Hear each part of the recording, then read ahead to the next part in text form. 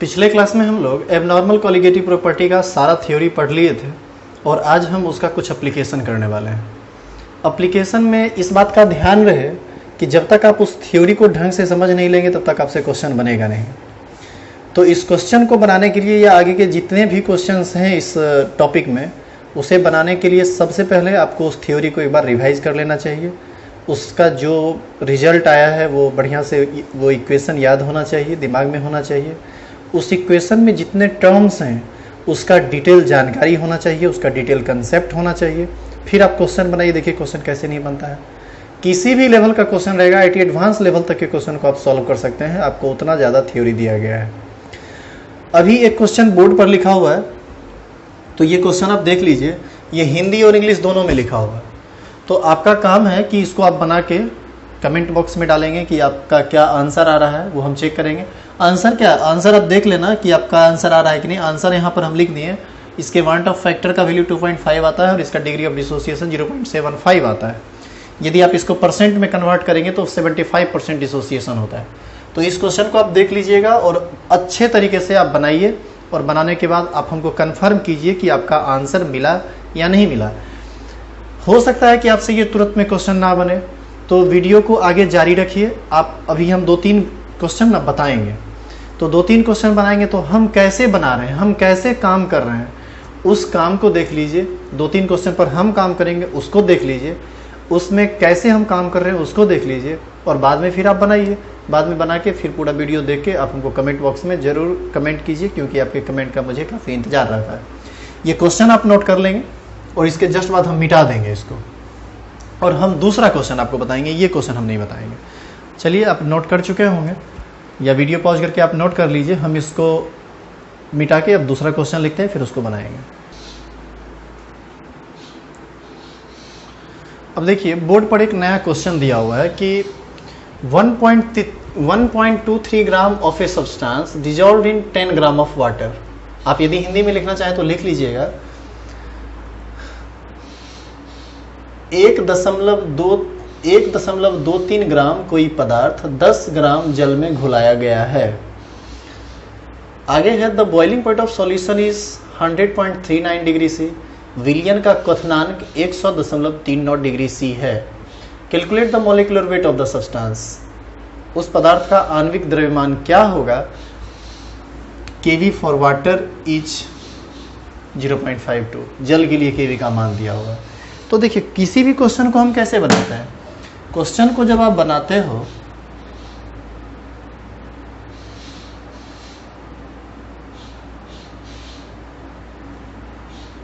देखिए, ये क्वेश्चन तो फ्रीजिंग पॉइंट का क्वेश्चन है। ये बेहद आसान क्वेश्चन है। इसमें एबनॉर्मल कोलिगेटिव प्रॉपर्टी जैसा आपको कुछ नहीं मिलेगा। हम बनाते हैं, आप देखिए कैसे। हम आगे और भी क्वेश्चन करेंगे तो उसमें आप उसका एप्लीकेशन देखोगे। 1.23 gram of a substance dissolved in 10 gram of water. It means value of A is equal to 1.3 and value of B is equal to 10। Boiling point of solution is 100.39 degree Celsius. इस means value of TB is equal to 100.39 degree C, and since solvent is water and hence value of T naught B, that is boiling point of pure solvent, that is boiling point of pure water, is 100 degree C taken. Calculate the molecular weight of the substance. It means molecular weight of substance, यहाँ पर आपको question mark देना पड़ेगा। Molecular weight नहीं पता है इसका substance का।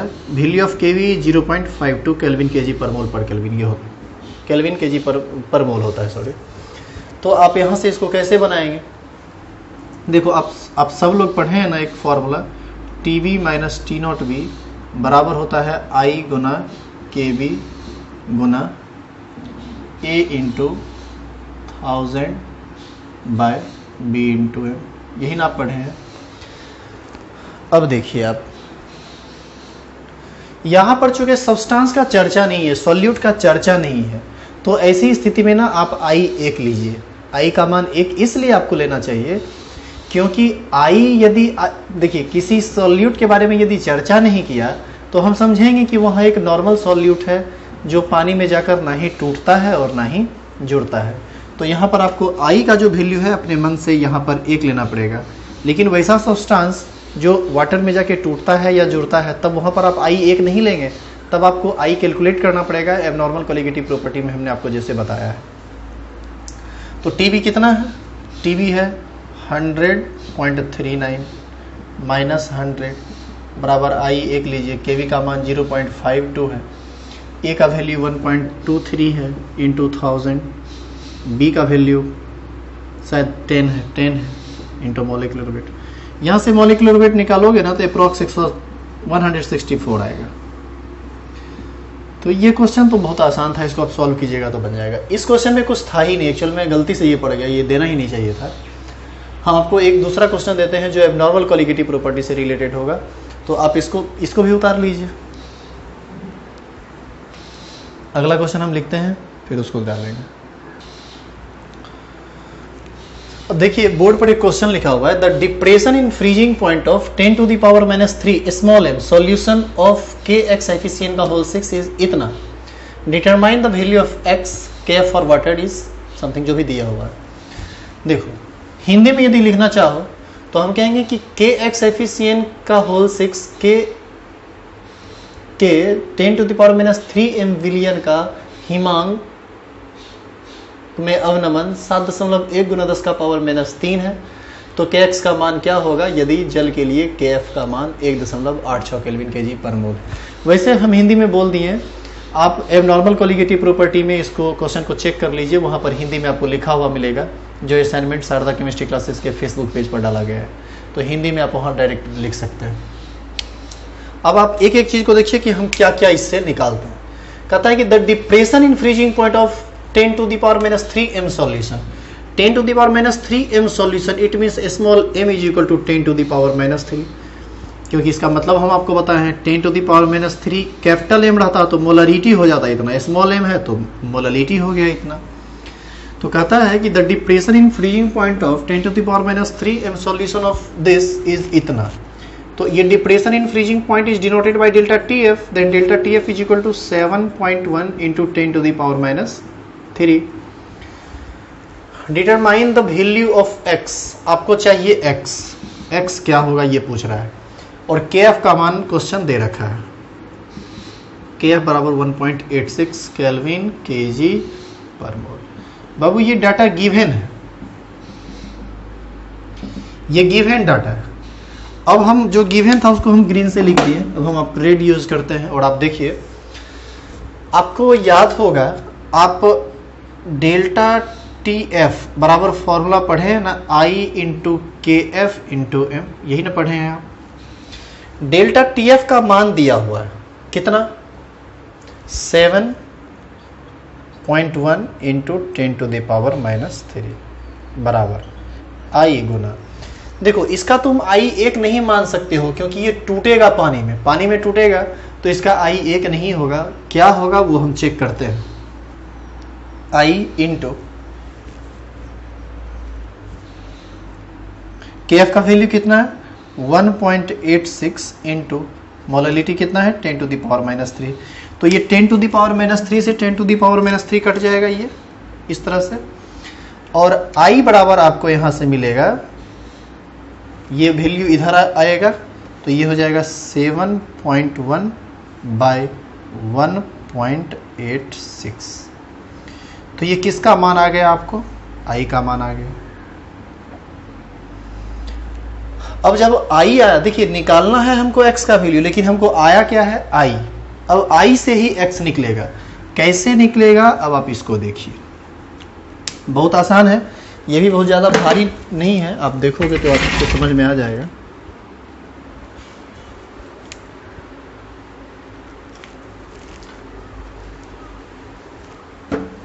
देखो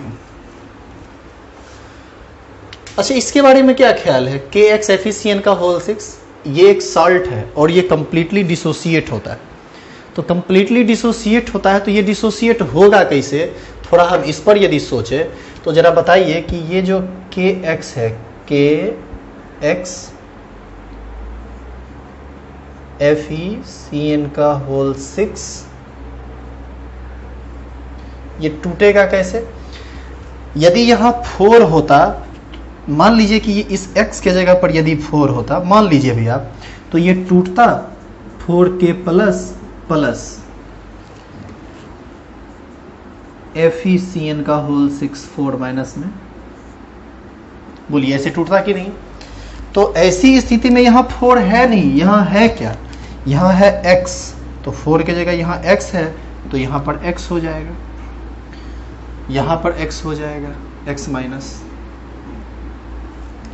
तो अब बताइए टोटल नंबर ऑफ प्रोडक्ट कितना हुआ? टोटल नंबर ऑफ प्रोडक्ट किसको कहते हैं? टूटने के बाद जो प्रोडक्ट बनता है। तो यदि यहाँ पर 4 रहता तो 4 और प्लस 1, यहाँ कुछ नहीं है तो 1, तो 4 प्लस 1 5 होता। लेकिन यहाँ पर n का वैल्यू कितना होगा बताइए? यहाँ पर n का वैल्यू जिसको आप नंबर ऑफ प्रोडक्ट कहते हैं ये हो जाएगा x plus 1, x ion k plus का और 1 आयन इसका, तो कुल मिला के n का वैल्यू हो जाएगा x प्लस 1। अब आप बताइए in case of dissociation, in case of dissociation value of I is equal to 1 plus n minus 1 alpha, यही ना होता है। अच्छा ये एक स्ट्रॉन्ग इलेक्ट्रोलाइट, स्ट्रॉन्ग इलेक्ट्रोलाइट के केस में आपको बताया गया था अल्फा जो होता है वह 1 होता है। बताया गया था ना कि ये जितना इनऑर्गेनिक सॉल्ट है ये सब स्ट्रॉन्ग इलेक्ट्रोलाइट है, ये कंप्लीटली टूट जाता है। क्वेश्चन में यदि टूटने के बारे में कोई चर्चा नहीं किया है तो कंप्लीटली तोड़ दीजिए, लेकिन क्वेश्चन में यदि कह देता कि नहीं ये 60% टूट रहा है, 70% टूट रहा है, तब आपको अल्फा का वैल्यू अपने मन से रखना पड़ता। 60% टूट रहा है तो 0.6, 70% टूट रहा है तो अल्फा का मान 0.7, 90% डिसोसिएट हो रहा है तो अल्फा का value 0.9, because alpha is a fractional value and value of alpha will never be greater than 1। तो यहां से आपको ये समझ में आ गया। तो I बराबर यहाँ से क्या हो जाएगा? I बराबर 1 प्लस n, n कितना है? x प्लस 1, तो ये हो जाएगा n की जगह x प्लस 1 और माइनस 1 इंटू अल्फा, अल्फा 1, तो माइनस 1 प्लस 1 कट जाएगा, तो I बराबर आ जाएगा देखो 1 प्लस x इंटू 1 x, यानी I बराबर 1 प्लस x। और आपको याद है एक बात, स्ट्रॉन्ग इलेक्ट्रोलाइट के केस में n और I दोनों बराबर हुआ करता था। I भी 1 प्लस x आया, n भी x प्लस 1 आया। तो अब I का वैल्यू आप पहले ही निकाल चुके हैं, I बराबर 7.1 इंटू इतना है, तो हम यहाँ से लिख सकते हैं 7.1 बाय यहाँ से 1.86 बराबर 1 प्लस x। तो यहाँ से आप x निकालोगे ना तो ये अप्रॉक्स आपको 3 आएगा, लगभग आपको 3 आएगा। आप निकाल लीजिएगा, निकाल के बताइएगा कि कितना आया। तो आप एक बात देख रहे हैं कि यहाँ पर x था, इसका मतलब यहाँ पर x का मान कितना होगा? 3 होगा, तो यही आपका आंसर है। तो हम बना तो दिए हैं। आपको कहीं भी समझने में किसी भी प्रकार का कोई परेशानी हो ना तो आप जरूर कमेंट बॉक्स में डालिएगा, हम फिर से आपको बता देंगे यदि कहीं फंसे तो। वैसे तो हम कमेंट में ही उसको सॉल्व करने का प्रयास करेंगे, लेकिन मान लीजिए कि यदि फिर भी नहीं होता है तो हम वीडियो बना के डाल देंगे, ठीक है। अब हम इसका अगला क्वेश्चन देखेंगे इसी कड़ी का। जो क्वेश्चन हम बता रहे हैं उसको आप बनाइएगा जरूर खुद से, एक बार हमारा देख के बना लीजिए, फिर उसको मिटा के अपने से बनाने का प्रयास कीजिए। चलिए हम इसको मिटाते हैं। अब देखो बोर्ड पर एक बार फिर से क्वेश्चन लिखा हुआ है कि ये डेसीमोलर सॉल्यूशन, डेसीमोलर सॉल्यूशन उस सॉल्यूशन को कहते हैं जिसका मोलरता 1/10 होता है ऑफ K4 FeCN का होल 6, मतलब ये सॉल्यूट है, is 50% dissociate at 300 kelvin temperature. एक तरफ से देखिए क्या क्या दिया हुआ है, आपको मोलरता दे दिया 1/10। अच्छा मोलरता को ही हम C कहते हैं, कंसंट्रेशन, ये आपको गिवन है। K4 FeCN का whole 6 is 50% dissociate at 300 kelvin temperature. Temperature कितना? 300 केल्विन, केल्विन है। इज 50% डिसोसिएट, 50% डिसोसिएट का मतलब यहाँ पर अल्फा दे दिया 0.5। ध्यान दीजिए कैसे 0.5, अल्फा का वैल्यू हमेशा 1 में निकलता है, 1 में कितना डिसोसिएट करता है, पर 50% डिसोसिएट का मतलब ये हुआ ना कि 100 मोल हम डालेंगे तो 50% डिसोसिएट होगा, तो 1 मोल में कितना डिसोसिएट होगा, और 1 मोल में जो डिसोसिएट होगा वही अल्फा कहलाता है। तो ये परसेंटेज में दिया हुआ, इसका फ्रैक्शनल निकाल लीजिए वैल्यू, फ्रैक्शनल वैल्यू निकालिएगा तो ये 0.5 आएगा, और फ्रैक्शनल वैल्यू ही अल्फा होता है, तो यहाँ से अल्फा हो जाएगा 0.5। वैसे तो ये स्ट्रॉन्ग इलेक्ट्रोलाइट है, ये कंप्लीटली डिसोसिएट होता है, लेकिन हमको क्वेश्चन कह रहा है कि नहीं ये 50% ही डिसोसिएट हो रहा है, तो 50% डिसोसिएट हो रहा है तो हम भी मान लेंगे कि 50% ही डिसोसिएट हो रहा है, तो उसी पर काम करना है। तो अल्फा हो जाएगा इसका 0.5। अब कहता है calculate the osmotic pressure of the solution. आपसे क्या पूछ रहा है? Pi. Osmotic pressure of solution is denoted by pi and what is the value of pi in this question. तो आप इसको कैसे सॉल्व करोगे? आप सब लोग जानते हैं, देखिए आप सब लोग जानते हैं ना, पाई बराबर होता है ICRT, यही होता है ना। आर का वैल्यू तो तुम सब जानते हो, ये होता है 0.0821 ATM लीटर पर मोल पर केल्विन। टेम्परेचर दिया हुआ है, आर का मान जान ही गए, सी दिया हुआ ही है, लेकिन आई नहीं पता है अभी। और जब तक आई पता चलेगा नहीं, आप इस फॉर्मूला पर इसका यूज कर नहीं सकते हैं। तो आपका सबसे पहला काम है, मेन काम यहां से होगा, लेकिन इसके लिए आपको साइड से कुछ कुछ बातें देखनी पड़ेगी। अब आई कैसे निकलेगा? सबसे पहले तो ये डिसोसिएट करेगा। डिसोसिएट करेगा कैसे? इसका डिसोसिएशन होगा, आपको पता है, आपको पता है कि ये कैसे टूटेगा। इसको हम तोड़ के यहाँ बताते हैं। K4FeCN का होल 6 ये टूटेगा 4K प्लस और FeCN का होल 6 4 माइनस में, ऐसे ही ना टूटेगा। चलिए सही है, वीडियो में कट नहीं रहा है वो, तो ऐसे टूटेगा। तो इसका n कितना हो जाएगा? n बराबर हो जाएगा 5, इसका अल्फा है 0.5। तो आप आई नहीं निकाल सकते हैं, आप आई निकाल लीजिए साइड से। In case of dissociation, in case of dissociation I is equal to 1 + n-1 alpha, 1 + n-1 alpha, 1 plus value of n in this equation 5 - 1 is equal to alpha कितना? 0.5। ये हो जाएगा 1 + 4 × 0.5। 0.5 को 4 से गुना करेंगे 2 हो जाएगा, आई इतना जुड़ के हो जाएगा 3। तो आई का मान भी निकल गया। अब पाई बराबर CRT होता है, तो आई का मान 3, सी का मान 1/10, आर का मान 0.0821, टी का वैल्यू 300। 1010 से कट जाएगा, जो आंसर होगा जिससे पाई बराबर हो जाएगा 3 × 0.0821 × 30। आप इसको गुना करोगे ना, तो ये हो जाएगा 9 × 0.821। अब आपको गुना करके लिख दीजिएगा, जितना भी आएगा गुना कर लीजिएगा, तो ये आंसर आ जाएगा आपको, यही आएगा। तो इस तरह से हम इसको आसानी से निकाल सकते हैं। तो इस तरह से आप एबनॉर्मल कोलिगेटिव प्रॉपर्टी के किसी भी क्वेश्चन को बना सकते हैं। तो जो असाइनमेंट आपको दिया गया है Sharda chemistry classes Facebook page पर, उसको आप पूरा बना लीजिए। सारा क्वेश्चन आपसे बनेगा, एक भी न्यूमेरिकल बचेगा नहीं, बस एक हेनरी लॉ भी बचा हुआ है। हेनरी लॉ से रिलेटेड नहीं बनेगा, नहीं तो अब सारा काम अब आप कर सकते हैं और किसी भी लेवल पर कर सकते हैं, किसी हद तक आप जा सकते हैं न्यूमेरिकल में। तो आपको क्या करना है, असाइनमेंट का सारा क्वेश्चन बना लेना है, एनसीईआरटी का सारा प्रॉब्लम आप बनाइए, जो बुक आपको मिले आईआईटी का क्वेश्चन बैंक उठा लीजिए, जो भी मिले आपको उससे आप बनाइए, और आपको परेशानी होगी तो हम आपको बता देंगे, ठीक है। आप क्वेश्चन डालना, हम बता देंगे कि कैसे बनेगा। हम बाद में, अभी तो काम चल रहा है, यदि आपको ज़्यादा परेशानी हो तो हम अपना व्हाट्सएप नंबर दे देंगे, आप वहाँ से देखिएगा और क्वेश्चन वहाँ से पूछ लिया कीजिएगा। आपके लिए हम हमेशा बैठे ही रहते हैं, तो बता दिया करेंगे, ठीक है। तो इसको आप देख लीजिए। हाँ, तो हम ये कह रहे थे कि पहला क्वेश्चन हम आपको एक होमवर्क के रूप में दिए हैं, बाकी हम 2-3 क्वेश्चन बताए हैं। तो क्वेश्चन बनाने का तरीका क्या है उसको आप अब पकड़ चुके होंगे। अब इसी आधार पर उस क्वेश्चन, पहला क्वेश्चन को बनाइए और क्वेश्चन बना के आप जरूर कमेंट बॉक्स में डालिए, वहाँ उसका आंसर लिखा हुआ है, आप मैच कराइए कि आपका आंसर मिलता है या नहीं। मिला तो भी बताइए और नहीं मिला तो भी बताइए, बना तो भी बताइए और नहीं बना तो भी बताइए। क्योंकि यदि हम आपके साथ काम करते हैं तो हम यह चाहते हैं कि आप भी हमारे साथ काम करें, और यदि आप हमारा सपोर्ट नहीं करेंगे, काम करके सपोर्ट करने का मतलब ये होता है कि आप रिस्पॉन्स नहीं करेंगे सामने से, तो फिर हमको कैसे पता चलेगा कि आप हमारे वीडियो लेक्चर पर काम कर रहे हैं या नहीं कर रहे हैं। फिर तो हमको भी उतनी एनर्जी नहीं मिलेगी, हम भी उतना एनर्जेटिक होकर नहीं पढ़ा पाएंगे। इसीलिए आपका कमेंट हमारे लिए बहुत ज़्यादा ज़रूरी है।